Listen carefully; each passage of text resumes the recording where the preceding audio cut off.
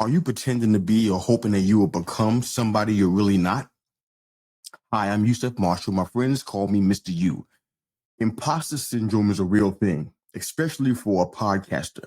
We engage with people from all walks of life in the hopes that maybe they'll like us or like what we have to say or what we want to talk about. Maybe they'll view us as relevant. But are we who we present ourselves to be? Overcoming imposter syndrome as a podcaster is a daily, constant, ever-present challenge.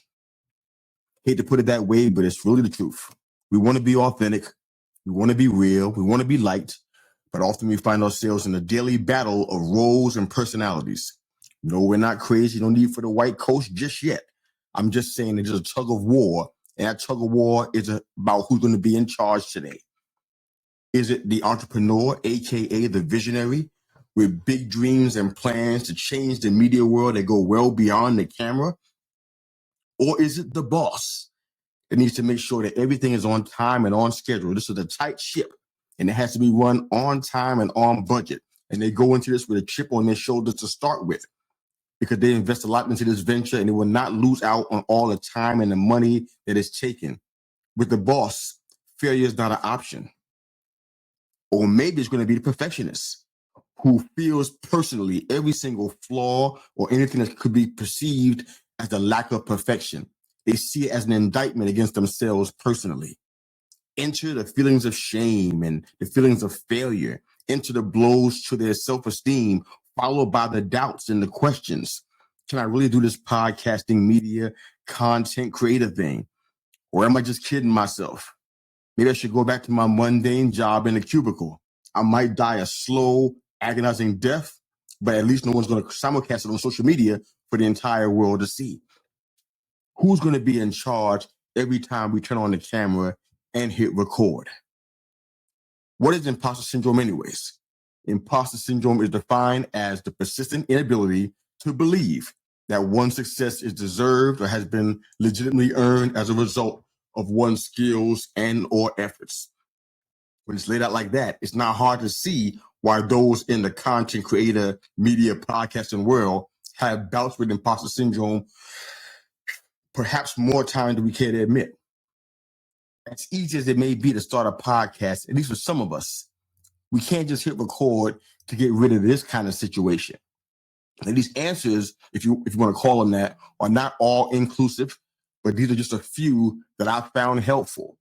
The first thing that we should do, I believe, and probably one of the most important, is to kind of check our feelings. Don't disregard them. Be good with it.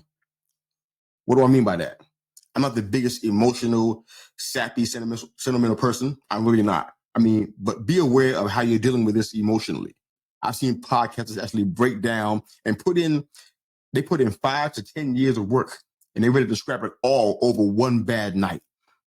I know several creative geniuses, legitimately, that have taken a hiatus for 3 years and don't know how to get back to the quote unquote work. They're not struggling with schedules. They're not struggling even with desire. They're just dealing with their feelings about this and what they're dealing with emotionally. Be vigilant with your feelings and be aware of how you're feeling in all of this in every stage of this podcasting / content creator / media journey. If you got to take a break, just take a break. It's in the mind of every podcaster. Ask me how I know this. You want to do a show every single day of the week to make sure that people can see you, that people can hear you, above all of the algorithms, the analytics, all the numbers and data. But honestly, it's not sustainable for anybody, really. Pace yourself. The moment it's no longer enjoyable to do this is the very last day you sit in front of a microphone, at least willingly. Secondly, celebrate the little wins. Man, I can't state that one enough. Starting a podcast is a lot of people's dreams in life. I didn't believe until I met these people and I heard it out of their own mouths. This is what they want to do, but haven't had the courage to do it. Some bunches got a processor and a microphone and a computer, and we're just doing it. They want to do it on a full-time basis, but many never even get the chance to start it. You're doing a great thing by even starting this journey that you're on right now and taking this leap. Love on yourself a little bit. Give yourself a little bit of credit. Pat yourself on the back sometimes and say, hey, I was consistent for a whole week. I was consistent for an entire month. Yay, me. It's all good. This is a marathon, not a sprint. And honestly, nobody's perfect. Celebrate the little wins. Celebrate yourself. You're doing something awesome that people only wish they could do. Thirdly, get in network with people who are doing the same thing you're doing. Why is that important? Because community is key. Always has been. I don't care what genre you're in, community is always key. There are good and bad versions of that out there, to be fair, so choose wisely. But there's so many good options out there, so many of them. The thing that kills, and I'm almost mean that literally, the thing that kills momentum and creative drives and the seeking your purpose is that I word, isolation. We get by ourselves in our own heads and our own thoughts, and we're like fish in a barrel, man. Easy targets for all the things in the world that come at us. We idolize in our minds how bad and how unique our personal situation is. Like no one else is going through that. And it's ridiculous. It's so not true. There's usually always someone who has experienced the same thing and has even overcome it. We never find that out if we just stay in our own little dark spaces in our minds. Embrace community. Ask questions of those who are doing the same thing you're doing. Don't be afraid to pick their brains. That's what they're there for.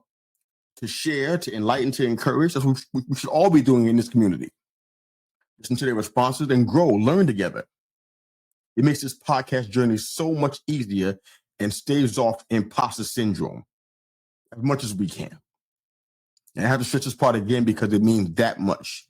I was dangerously close to taking my 5 years plus of labor in this podcasting media game. 5 fully developed shows. By fully developed, I mean we had all of the nuts and bolts, a few things that we weren't doing as far as converting and analytics, but for the most part, we have 5 full-fledged shows. A growing network, communities that were doing the same thing I was doing to kind of boost each other, encourage each other, and support each other. We had a network, we had shows, we had community, all that stuff to boot. I was about to put it all into the trash, all because I had doubts about whether I was doing good at this, me personally, if my voice sounded good, if people wanted to hear what I had to personally say, no matter what I was sharing. Quick pro tip on this. They say we need analytics. They say we should check our stats. Maybe that's true, but don't live in the world of analytics and likes too closely. Don't spend too much time there. If you got to stop by and visit, that's fine, but don't pack a lunch and don't pack a bag. Don't stay there. Don't sleep over. Check out the stats and the analytics, whatever you got to look at, but keep on working, keep on moving. People are actually listening to what you have to say. They're watching you guys. They hear what you have to say. Numbers don't lie, but they can be quite cruel, even unintentionally. And numbers don't always provide the full picture. Keep that in mind. I've seen so many times people were so stuck on analytics and trying to chase numbers that they forgot about what made them special, what made them unique in the first place, what made their shows authentically good. And I've seen it the other way where people will spend so much time caring about what they want to talk about, totally ignore their audiences and what the audience was saying to them. So both ideas were really bad, but numbers don't provide the full picture, so please keep that in mind. When you got a high pressure situation in life, and I got to re-stress that first point again because it's that important. When you got a high pressure situation in life, or you're compromised in some way personally, something's going on that is a lot more than you potentially can handle, or you can't handle that along with all these other balls that you're juggling. Step back. Simplest decision simplest advice I can give to you guys. Just step back. You're a voice to a lot of people. I don't care if it's 5. I don't care if it's 50. Those are 50 lives, 100 lives, 500 people who listen to what you have to say. You're making a big impact on the world just by what you share and what you give out and what you offer to people. But you want to make sure that you send out the intended message and not one that's tainted by your personal stuff. Now, I've personally seen podcasts that are so fantastic. They talk about personal things, authentic, real life stories. That's fine. But when you know you're not at your best and you know that you are perhaps limited in some ways because of what you're dealing with personally, you're doing your audience a disservice by hitting record and putting that stuff out there. Sometimes it's good to step back, collect yourself, live with the situation for a little while, and then step back out on the platform again and begin to share. You got a voice and something that matters to the world around you. Let's not compromise by trying to stick to a system at the expense of our mental health. I'll say that again for those in the back that need to hear that. Let's not compromise what's special about you and your work by trying to stick to a system at the expense of your mental health.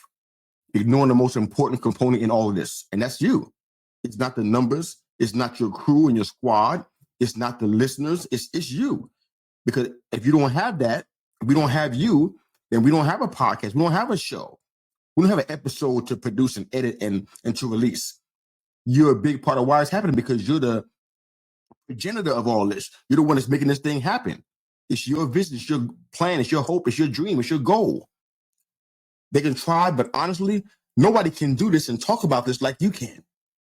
This is your story, flat out. This is just your story. Don't give anybody else the pen to write this. This is your story. I believe you have great value. I believe you have great worth. And what you have to say and share adds to the good fight in this podcast, content creating media world. And honestly, no matter how low things get, and I know how that feels, I've been there. As a matter of fact, very recently, but you can't afford to quit now. You can't afford to stop. You come too far to turn around now. The world needs you. We need you. Thanks for listening. Have a wonderful day.